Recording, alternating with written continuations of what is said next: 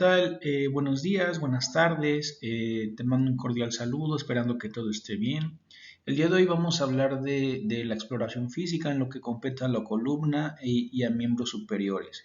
Es muy importante, en primer lugar, conocer la anatomía, en segundo lugar, conocer las pruebas que podemos hacer referente en la zona para poder diagnosticar posteriormente con el conocimiento que yo voy a tener o voy a adquirir de patologías, diagnosticar a nuestro paciente y saber qué podemos hacer, con qué terapéutica lo podemos abordar.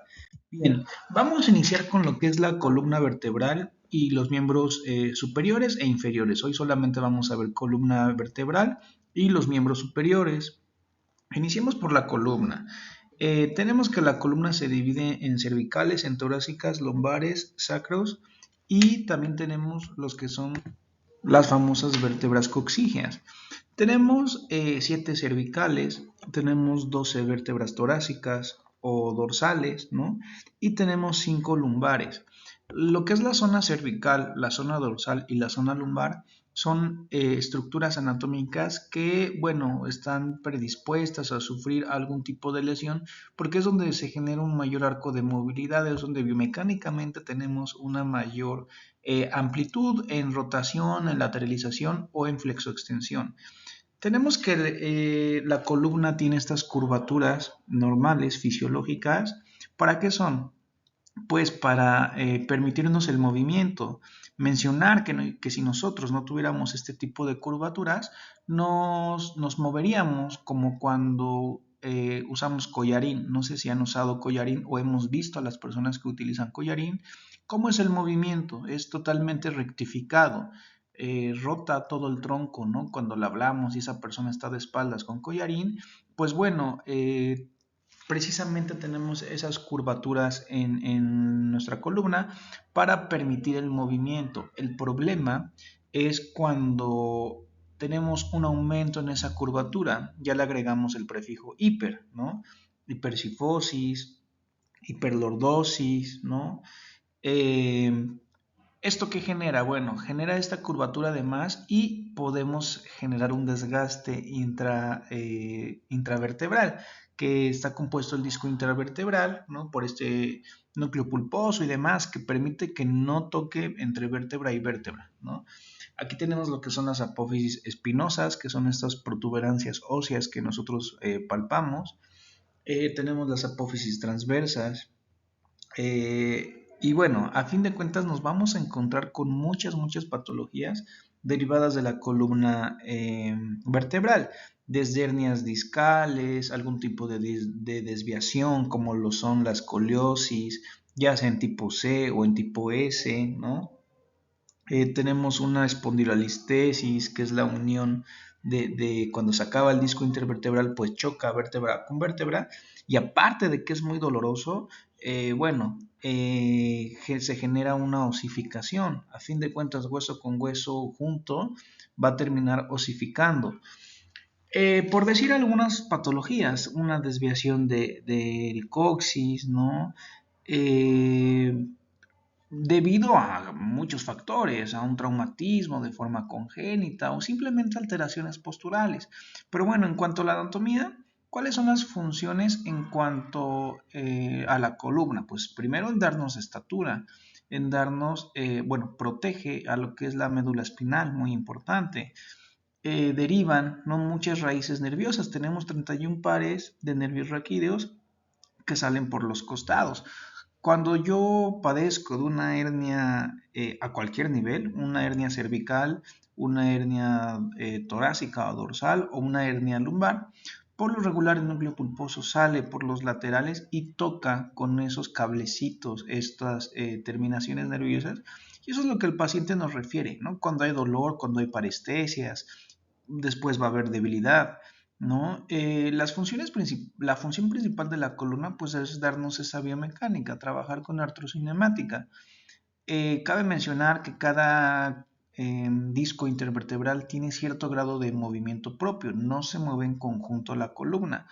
¿Movimientos cuáles? De flexión de tronco, de extensión de tronco, También tenemos la lateralización, ¿no? Derecha o izquierda del tronco. Y ayuda un poco a la rotación. Entonces, todos estos movimientos interarticulares se generan cuando yo tengo esta famosa sinergia muscular. Músculos, ¿no? A un lado de las apófisis transversas tenemos lo que son los paravertebrales. Son unos músculos muy delgados, pero muy resistentes. Estos son músculos denominados posturales. Puedo tener una contractura en esa zona, ¿no? Puedo tener distintas afecciones, como lo mencioné en la columna. Las más comunes nos vamos a encontrar con la escoliosis. ¿Cómo diagnosticar una escoliosis? Bien, ya sea derecha o izquierda, se define como esta desviación de la columna. Vamos a encontrar, por ejemplo, un hombro más descendido que otro, un brazo más largo que otro. Vamos a tener la cresta ilíaca, si observamos al paciente de frente, ¿no? En la zona anterior, vamos a tener una más protuberante que otra, vamos a tener un omóplato más salido que otro, ¿no? A donde se nos vaya el hombro va a ser si es derecha o si es izquierda. Si yo me inclino más hacia la derecha, pues va a ser una escoliosis derecha, ¿no? También cabe mencionar que puede dar a cualquier nivel. Puede dar a nivel cervical, puede dar a nivel dorsal, puede dar a nivel lumbar. Para esto utilizamos, ¿no? los ejercicios específicos. En rehabilitación física se llaman ejercicios de Clapp. Rudolf Clapp era un terapeuta alemán que basó sus estudios en analizar la posición de los animales cuadrúpedos. Él se dio cuenta que una vaca, que un perro, que un gato no sufrían de problemas en cuanto a hernias discales, no sufrían en problemas en zona lumbar, en zona cervical, etc. ¿Por qué? Pues por la posición. Cuando los animales están en esa posición, quitan peso por obvias razones, por gravedad, quitamos presión en esa zona y es así es como liberamos un poco la molestia. Si mi escoliosis es diagnosticada como, por ejemplo, escoliosis tipo C derecho, los ejercicios en 4 puntos tienen que ir hacia la izquierda. Si mi escoliosis es diagnosticada como escoliosis izquierda, los ejercicios van hacia el lado derecho, ¿no? Más adelante veremos ese tipo de ejercicios, son muy interesantes, ¿no? Pero por mencionar solamente algunos. Entonces, recapitulando, tenemos que la columna vertebral se divide en zona cervical, en zona torácica, en zona lumbar y tenemos 7 cervicales, ¿no? Por ello el nombre de C1 a C7. Tenemos 12 torácicas, 5 lumbares, ¿no? Parece muy obvio, ¿no? Pero me han llegado a preguntar alumnos que por qué no hay C8 o C9, ¿no? Pues porque se toma la primera letra de la cervical y pues no tenemos cervical 8, cervical 9, ¿no? Por poner un ejemplo. Bien, entonces es un complejo anatómico, hablando en cuanto a artrocinemática, muy complejo, que sirve para realizar movimientos, todo tipo de movimientos, ¿no? Tiene que tener una movilidad intraarticular compacta, pero totalmente al 100 para permitirnos movimientos básicos, ¿no? Estar de sedestación a bipedestación, caminar, subir, bajar escaleras, ¿no? Conforme vamos entrando en años, este disco intravertebral que está entre cada vértebra, pues se va desgastando, como si nosotros utilizáramos por años el mismo calzado. Obviamente se adelgazaría la suela. Es por eso que ya entramos en lo que son las alteraciones posturales, ¿no? El adulto mayor mide menos que cuando era joven, ¿no? Por este disco intervertebral que se desgasta. Pero bueno, más adelante veremos las clases de patologías que nos podemos encontrar. Ahora bien, la anatomía del brazo, ¿no? Tenemos en el brazo lo que es la articulación del hombro, la articulación del codo y la articulación de la muñeca. Muy importante primero conocer la estructura en cuanto a lo óseo, ¿no? Tenemos la clavícula, el omóplato o la escápula, el húmero, que es este huesecito largo, el radio, el cúbito. Más adelante vamos a ver lo que son las articulaciones de las manos. Pero bueno, eso es en cuanto al óseo. En cuanto al sistema muscular, tenemos el bíceps braquial, el tríceps braquial, ¿no? Tenemos los flexoextensores que pasan, que generan, ¿no? Que nosotros hagamos los movimientos de flexoextensión de los dedos. Y en conjunto a todo esto se le llama sinergia muscular, ¿no? Que se define como la participación de músculos agonistas, antagonistas y estabilizadores, pues para realizar un movimiento. Cuando un músculo agonista, que es el principal, está lesionado, ¿no? Está contracturado, está desgarrado, está lastimado, el antagonista, que es el que le ayuda, va a pasar a suplir parte de su función. El problema es cuando el antagonista, aparte de hacer su acción antagonista, pues va a ser parte del agonista, pues generamos una atrofia muscular, ¿no? Generamos o aceleramos la posibilidad de que ese músculo se lesione, ¿no? Todo en el cuerpo tiene un porqué, tiene una función. La otra vez estaba leyendo un artículo que, bueno, el hueso más grande del pie es el hueso calcáneo, y no es por casualidad, porque ese hueso está diseñado para cargar del 68 al 75% de nuestro peso.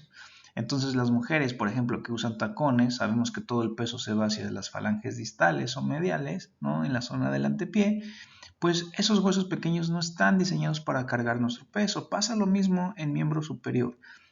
Tenemos lo que es el bíceps, el tríceps, y funcionan en cuanto a movimientos de flexo-extensión, ya sea la articulación del hombro, la articulación del codo o la articulación de la muñeca, tienen arcos y grados de movilidad distintos. Analicemos primero los del hombro. Tiene lo que es el arco del movimiento de flexión, de extensión, de abducción, de aducción, de rotación interna, rotación externa, ¿no? También tenemos los movimientos de circunducción interna y circunducción externa. Todo esto se realiza gracias a lo que son los manguitos rotadores. Gracias a los ligamentos, ¿no? que unen, diferencia entre ligamento y tendón. Un ligamento siempre va a unir hueso con hueso, y un tendón es el que une el músculo con el hueso. Entonces trabajamos en sinergia, somos una máquina perfecta. También músculos antagonistas, tenemos lo que son los bíceps, ¿no? El agonista es el deltoides, que se divide en fibras anteriores, laterales y posteriores, y nos ayudan para realizar estos movimientos. Hablando en cuanto a patologías del hombro, nos podemos encontrar con una muy clásica, que es la famosa bursitis adhesiva. Hombro congelado, ¿no? Vas perdiendo movilidad poco a poco, y lo que hace el paciente es que empieza a suplir esos movimientos. Empieza a hacer movimientos compensatorios, y eso genera una atrofia, ¿no? Lo que siempre les digo a mis alumnos: todo lo que no se mueve no se mejora. Nos podemos encontrar con una luxación, con una ruptura de los ligamentos, de los manguitos rotadores, ¿no? Nos podemos encontrar con una fractura del húmero, por ejemplo. Muchas afecciones que nos podemos encontrar. Para esto tenemos los ejercicios de Codman, que es para disminuir el dolor en el hombro. Y bueno, a fin de cuentas, una vez yo valorando a mi paciente, en primer lugar tengo que valorar los arcos de movilidad de mi paciente, ¿no? Ya por medio de la historia clínica, darme una idea, una noción de qué le pasó, si se cayó de las escaleras, etcétera, ¿no? Lo mencioné en una clase de historia clínica, siempre ir sacando la paja, porque el paciente, cuando tú le preguntas, te va a contar una historia, y tú tienes que ir desglosando, sacando la parte que no nos sirve, y imaginar cómo se generó esa lesión. Si yo sé qué hace una articulación, si yo sé por qué un músculo está compuesta, esa zona anatómicamente hablando, se me va a hacer más fácil el diagnóstico. Entonces, estos dolores de hombro, estas afecciones que el paciente nos va a referir, yo los valoro sentado, ¿no? Hacemos una palpación a ver si hay dolor, vemos si hay hematoma, vemos si hay edema. Le preguntamos por medio de la escala de EVA, ¿no? Del 1 al 10, ¿qué tanto te duele? Tomando en cuenta que el 10 es máximo, el 1 es mínimo. Hago las movilizaciones, los movimientos naturales que yo sé que tiene esa articulación, ¿no? Sé que puedo hacer sin problema flexión, extensión, siento al paciente, lo tomo de la muñeca y hago esos movimientos, y analizo si el paciente me refiere a algún tipo de dolor, ¿no? Articulación del codo solamente tiene dos movimientos: flexión y extensión. ¿ok? Vamos a ver ahorita qué pasa en el codo, ¿no? Porque también es derivado a muchas lesiones. Articulación de muñeca, tiene flexión, tiene extensión, tiene lo que es la desviación radial, lo que es la desviación cubital, ¿no? Movimientos de circunducción. Vamos a ver, ¿no? Lo que mencionaba, la anatomía del hombro, ¿no? Tenemos el acromion, tenemos la bolsa sinovial, tenemos los tendones y los músculos de los manguitos rotadores, que estos son los que nos permiten hacer los movimientos. El supraespinoso, el subescapular, el redondo menor, ¿no? El infraespinoso. Tenemos anatómicamente en el sistema óseo lo que es el húmero, el bíceps braquial, que ya lo mencioné. Y todo esto nos genera el movimiento del hombro, ¿no? En cualquier arco que yo tenga marcado. En cuanto al codo, como lo mencioné, es menos complejo que el hombro, no menos importante, claro. Solamente tenemos lo que es la flexión y la extensión. Es muy importante porque saber que los extensores del radio, perdón, se insertan en esta zona. Entonces, movimientos repetitivos, por ejemplo, los tatuadores, las amas de casa, las secretarias, las personas que despachan gasolina todo el día, que hacen estos movimientos de flexo-extensión de los dedos, pues tienden a inflamar, ¿no? Tendemos a caer en lo que es la famosa tendinitis de Kerbein. Por hacer movimientos repetitivos, se inflama, ¿no? La zona del codo y pues esto nos genera problemas. Muchas veces el paciente lo ignora, ¿no? Y lo ignora porque cree que se va a quitar solo, ¿no? Pero pues vemos que no es así. La famosa epicondilitis, que aquí lo podemos analizar, es la inflamación del tendón del epicóndilo. Estos pacientes van a ir perdiendo movilidad, ¿no? Cabe mencionar que cuando un paciente refiere a algún dolor, le duele, por lógica, por protección, lo que no hacen es no moverlo, pero no moverlo siempre va a generar siempre una atrofia, ¿no? Recordar, todo lo que no se mueve no se mejora. Entonces la inflamación va a seguir, pero se puede crear un poco de fibrosis. Otro tipo de patologías, ¿no? Una fractura, ¿no? También nos podemos encontrar con ello. Una luxación, tendinitis de Kerbein, inflamación de algún ligamento, ¿no? Como lo mencioné, aquí solamente tenemos movimientos de flexión y de extensión. En cuanto a la mano, bueno, tenemos estos huesos, aquí pusimos el número y el nombre de cada uno de esos huesos. Saber que están compuestos que están un poco unidos, ¿no? Por los ligamentos intrínsecos de la muñeca que nos permiten hacer parte de estos movimientos de flexo-extensión. Tenemos lo que es el radio, ¿no? Que del radio deriva el pulgar. Tenemos lo que es el cúbito.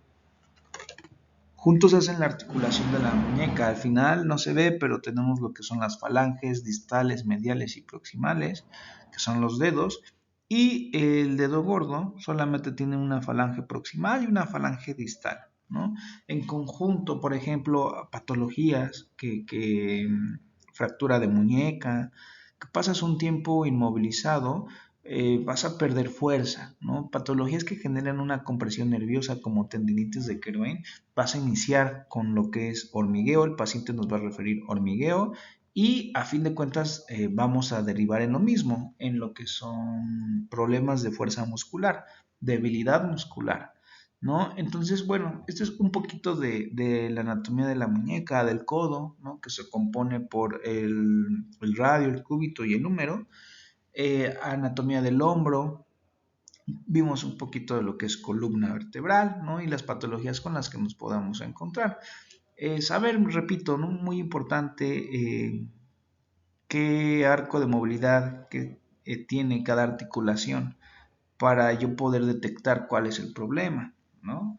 Entonces, bueno, por esta clase sería todo. Muchas gracias por tu tiempo, muchas gracias por tu atención y nos vemos en la siguiente clase.